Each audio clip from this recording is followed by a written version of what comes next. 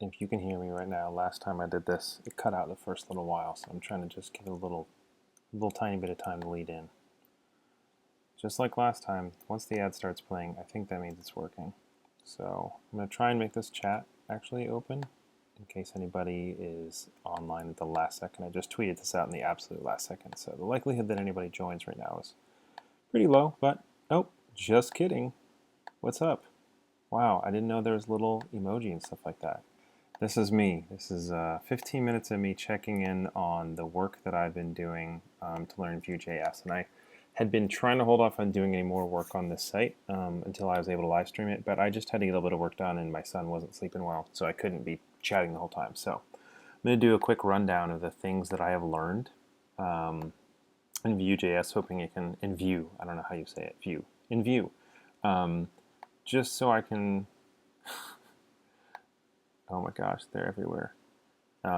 Just so I can get to a point where I can not be able to pay attention. I can't multitask. All right, so I'm going to share what I've learned and what I've been doing. What is this one at? This is TrainRemote, I think. Nope. There we go. So let's look at my commits for the last little while and see what I've done.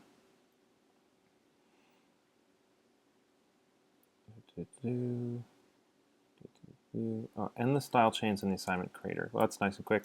So I made it more compact, simple. And I also added a little seed data button. I was tired of having to hit these buttons every single time I wanted to do a test. So I made a little seed data generator, which basically just passed in a whole bunch of dummy data so I didn't have to do that over and over and over again.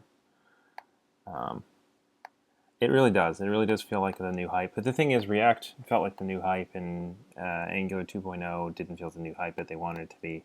I think the difference for me, the difference for me is there's a few differences. One of them is that, and if you take a listen to the Full Stack Radio interview with Evan, it's really helpful to understand kind of what his motivations and values are that kind of led him to create Vue as it is, and it's extremely flexible.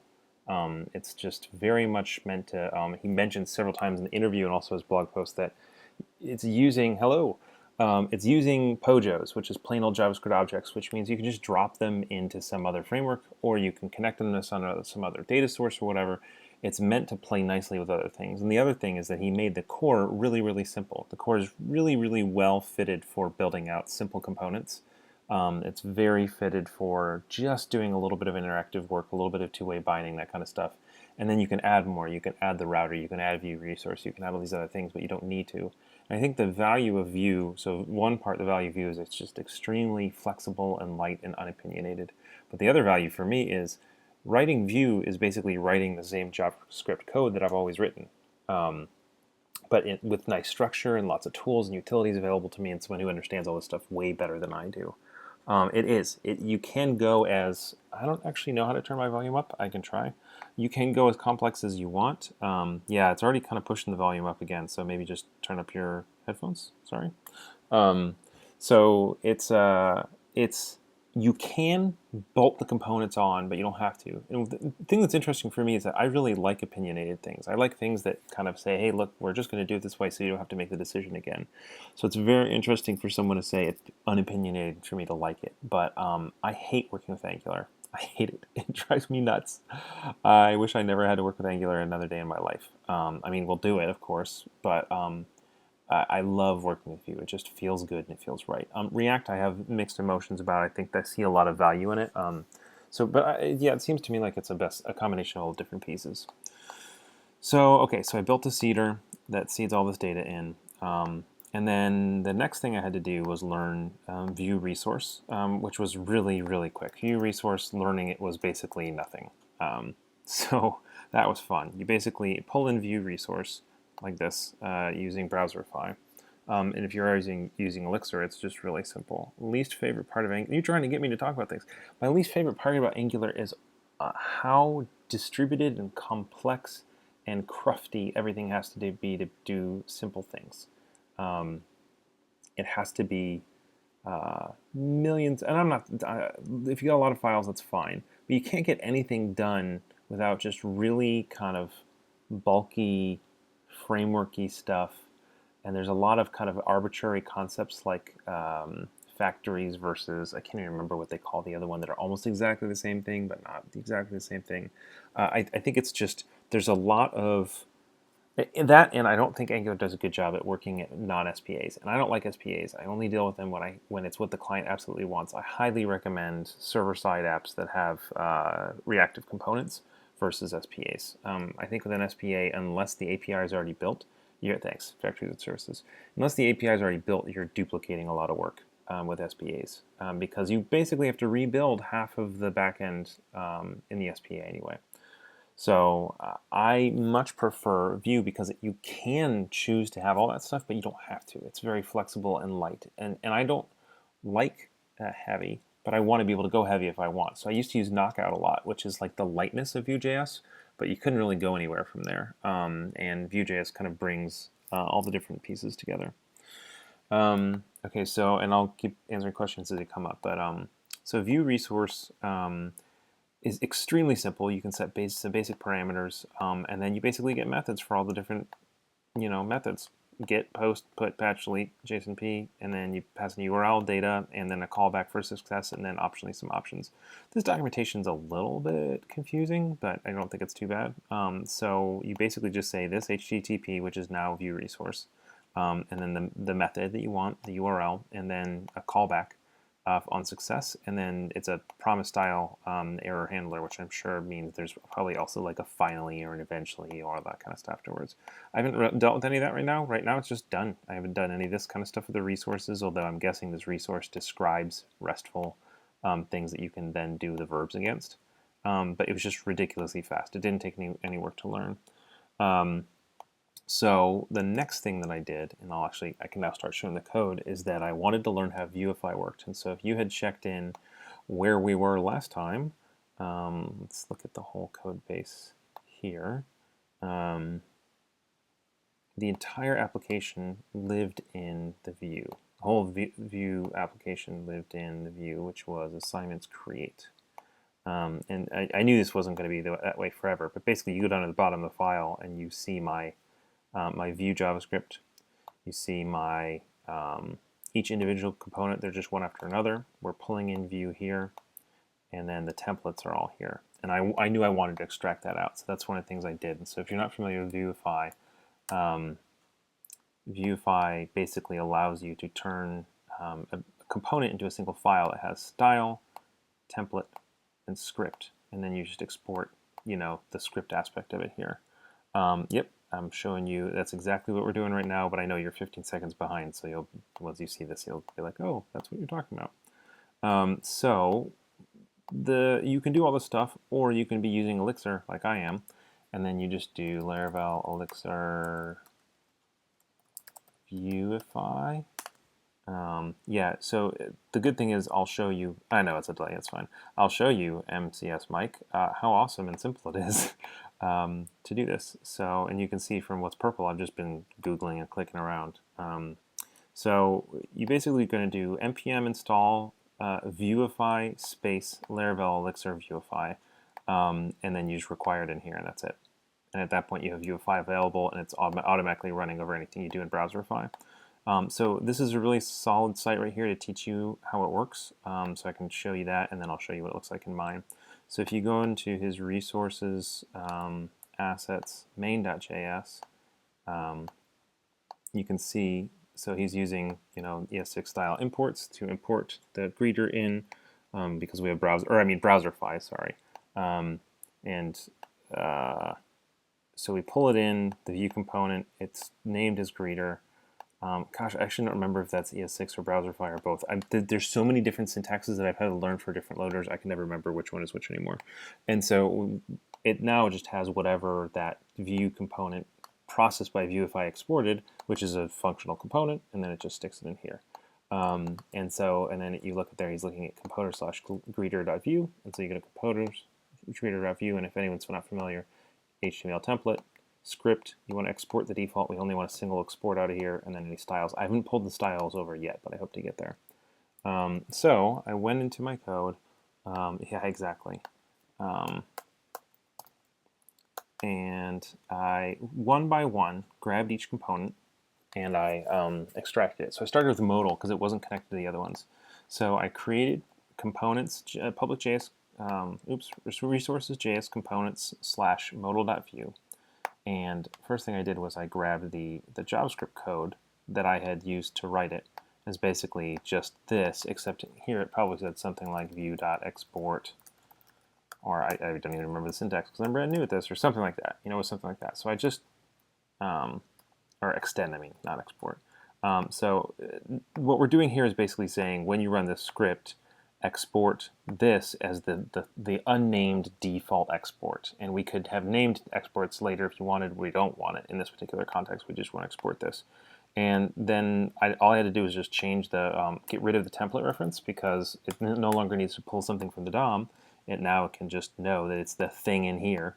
I moved a thing in here, and a thing that I had to catch is that anytime you're using, I didn't in this one, but anytime you're using this syntax in Blade, of course, you have to, get rid of the @ sign.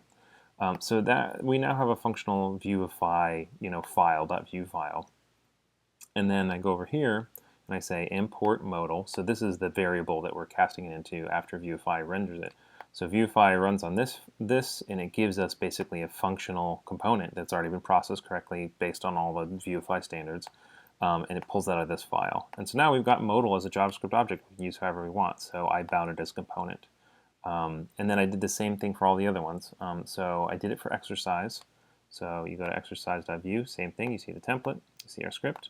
An interesting thing though is we don't need to pull exercise in here because it's just embedded in set. So then you go to set, and it's got its own template, and then set imports exercise just at the top of its script block, because I'm not using exercise out of the context of set.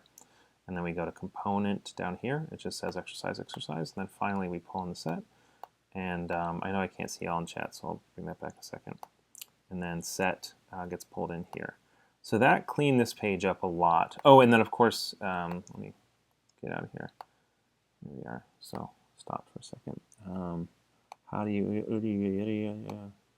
Who would I copy Sublime themes from? This is the material Sublime theme. Oh, you mean Jeffrey. If Jeffrey weren't here, you can play it. SLI 180, give me a second to keep talking about this one, and then I'll see if I have an answer. But just if you haven't caught it yet, I'm brand friggin' new at this. So all y'all know as much as I do at this point in Vue. So one thing I missed when I was describing the refactoring that I did was I pulled all of the scripts that I had in here and just pulled them out into app.js. I did this little doohickey at the top. I made sure that Vue was set, and then I added Vue resource. I grabbed a CSRF token, which I always just keep those in the meta. So I was thinking about pulling with jQuery, but I'm trying to do everything I can without jQuery. So I gave it an ID. So this is what I normally do, just this right here. So I gave it an ID of CSRF token, so it was really easy to grab with JavaScript. And then I got the content attribute. And then I put in app.js, and then because I'm using Elixir, I had the ability to just is there extra space in here? And the ability to just trust that Elixir was already handling it for me. It's already browserifying, it's already spitting it out, and I was already including that file. So I didn't have to do anything to it. I just put the content in here, and it worked, which was beautiful.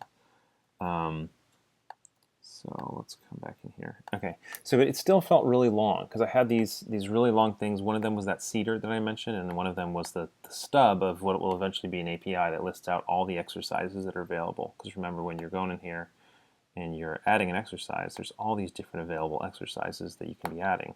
So that will eventually be from an API. I just stubbed it, and it just felt like I wanted app.js to be cleaner, and there's just all this data in line. So I figured, why don't I extract those too? So I grabbed each of those like arrays or objects, so the seeder and then the available exercises, and I just created a new JavaScript file, available exercises stub.js, and seed create exercise. And all it does is just export the default that is just that object. That's it. So later I'll replace the line that says, import available exercises from this with something instead that imports it from an API call that gets the available exercises from the API. Yeah, I know. All the Elixir is just magic all over the place. And then same thing for the seed. So at this point, it is nice and clean. I've got this very nice, simple thing. It pulls in some things externally. I feel like I still need to get a handle on what the conventions are for like moving things around. Like I kind of want to put the imports up at the top maybe, but then I'm not sure, you know, where does the view definition? I'll probably have a separate file for this, you know, so this isn't running an API. I don't know. I'm still learning all of those things. Oh, Matt Green. Consider it done, buddy. Um, uh, this is going on YouTube, you know. Um, so distracted. Okay, so yeah, so I have to think about some things about like, do I want this to be running on every page, or is that going to be like a component that we only pull on in the particular page? But in general, that's it. And so then I said the next thing was to be able to grab basically the JSON output of this entire page and save it and post it to Laravel, and then to save that somehow. So what I did was I just basically said there's a button that's being called by the save assignment button right here. It just clicks save assignment method. You go to save assignment and it's doing view resource. So it's posting to the assignments route with this data, which is just basically sets properties is equal to this dot sets, and then it just logs out the response. And it's posting over here, and you can see we're just var dumping the entire request, and it just basically passes that entire. Somebody else was saying last time, I would like to see what posting it looks like. Oh, this is what it looks like. You hit save assignment. Oh, it's really hard to see in this tiny little display. Can I shrink down? There we go. And you go to the post that you just did, and you can actually do a preview of the response you got back from Laravel. And so you can see all the data I just put in here. It's being truncated by Xdebug or whatever. But you can actually see that data is represented here as arrays of arrays of arrays of arrays of arrays. And so at that point, we can basically pull in the data here and then iterate over it. So I would have to figure out exactly what the structure I would want would look like, but it's something like basically just the same structure we have here. There's a set, you know, model. There's a exercise model. There's an assignment model. There's a user model, you know, and hopefully they're just all going to have nice linkages and make sense, and every time you create an assignment, it will all just kind of web together like this. I have the VueDev Tools, but I installed them, but I actually haven't taken the time to learn them. So I mean, I basically did this. I clicked through each of them, and I did this whole thing, and that was it. So I bet you some of the troubleshooting I've been doing lately, it would be a lot easier if I'd actually been using the VueDev Tools. Why not update while adding stuff? Well, so there's a couple reasons. One of them is that there's the concept of user expectations. Users, when they're on an edit page, unless it's very clearly a reactive edit page or whatever, like where they're thinking there's user experience, user interface signs that are telling them this is saving as we go, they don't expect something to save until you hit the save button down at the bottom. And that's something you have to really carefully consider about what messages are you sending. But additionally, this is a create page. This is not an edit page. So there's really no reason to save it on the server until we're actually saving it. And so there's both kind of structure and data kind of concepts in terms of just it makes it a lot easier to just send over one beast over at once. But there's also just user experience concerns in terms of what are they going to expect to be happening as you go. That's a little bit more important when you think about like an edit page. So if you're on an edit page and you edit one component and then back away and never hit save, if that one component changed, the user is going to be very confused because there's this kind of concept that you can make as many changes on page as you want, and until you hit save, they won't get saved across. All right, so SLI 180, how do you tackle components which rely on API calls? Pass cards in with props and have a little wrapper that makes the API call. Well, I'm not sure what you mean there, but in general, if you're pulling information from APIs, and I don't know if you're asking a really simple question that I can answer or you're answering something way more complex, but basically on the ready function, you would say, like if you need to pull in this data, so right here you can see I'm doing this dot available exercises equals available exercises. Well, later it would be something like this dot http dot get, you know, available exercises or something like that. And it wouldn't, I guess it wouldn't be that because it would be an asynchronous callback, but it would be something along the lines of basically like get that, and then the callback would be data, etc. And then this dot, what is it, set available exercises, and then data. It would be something like that. So basically what you're saying is when it's ready, make the HTTP call, grab and possibly parse the data, and then set it on here. And that's actually something, since I'm just sharing with y'all all the things I learned as I totally screw stuff up. There's this thing I'm doing here where the talk oh, it's actually on a different application where one of the individual elements can be loading. And so I was just like, oh, well, in a particular thing here, whatever it was, I would just say, talk.loading equals true. And then as an asynchronous callback to something else, I would say, talk.loading equals false. And I was using that for a loading indicator. And what was interesting is that I learned that, sorry, I should not look at that until I'm done talking. I learned that you can't just, even though they're plain old JavaScript objects, they're using these reactive, maybe I can actually show you one of them. But basically they end up, if you console log one of these objects, it's not going to be just the properties that you created it with. The moment the data kind of gets passed in to Vue and then iterated over or whatever he calls it, it now has like a getter and a setter, a reactive getter and a reactive setter, I think. So if you then later just were like doodly doodly do, I'm working this method and I just want to like start adding things to this Vue object, like talk.loading or whatever. Talk.loading is just a normal JavaScript property, whereas all the other properties that it had natively are now like reactive, I forget what it was named, basically reactive get title or something like that, and there's this whole kind of situation around it that allows it to be reactive, that allows it to respond to the changes to that data thing. So you can't just go ahead, but there's a way to do it. And I think, again, but I think it's something like talk.set loading true or something like that. So basically, just so you know, if you end up having something that's already been instantiated, it's already been passed in, and later you want to start manipulating those values, or values that don't exist, and adding them, you're going to have to do a little bit of work, and this $set is at the core of it. I'd look it up, but I don't want y'all to have to sit and watch me Google for ages. What's the difference between already created functions? No idea. My guess is that creative goes first and ready goes later, but I have no idea. I'm asking if you're reusing this component lots of times on a single page to avoid his. Well, I don't know. I don't know the idiomatic way to do it in Vue. I would just in general, I would tell folks, because Vue is so flexible, you don't have to do everything in Vue. I mean, like this stuff up here, these two, this isn't Vue. This is just JavaScript, right? I just pulled in JavaScript, and you can have things defined. In this other project I'm working on, I guess I can show really quickly.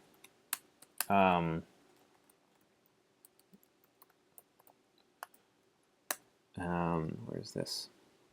I'm actually defining, so you can see right here on the ready of this other application, it's doing something on talks, talks.forEach, setting talk.loading to false, and then it's setting talks on the VM to talks. And so where's talks coming from?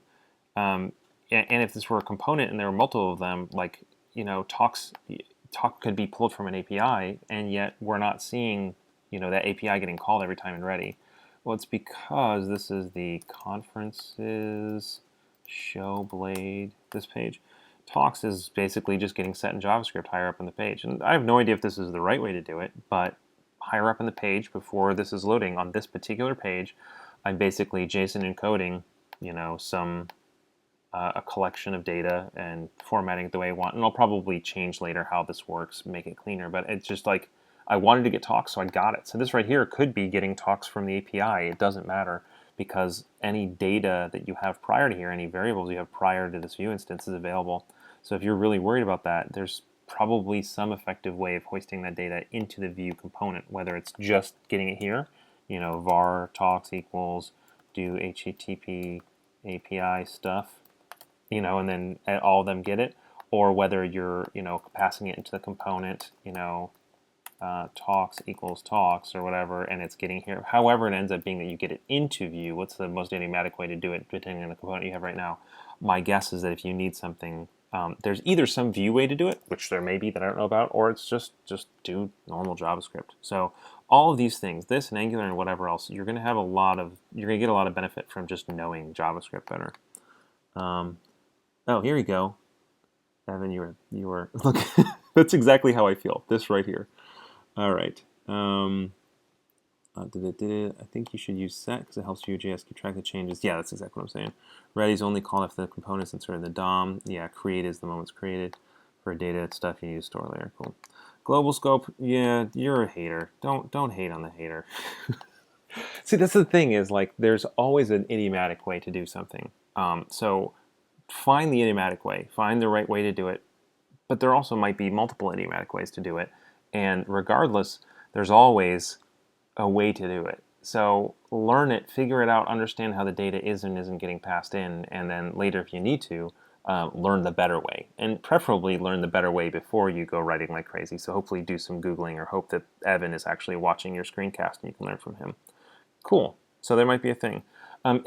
Just in case y'all don't know what he or she is complaining about regarding the global scope, if you just start doing stuff in here like this, there's no scope here. This is just like this is basically this right here is really just window dot something equals this. That's the global scope. That's a scary place to be.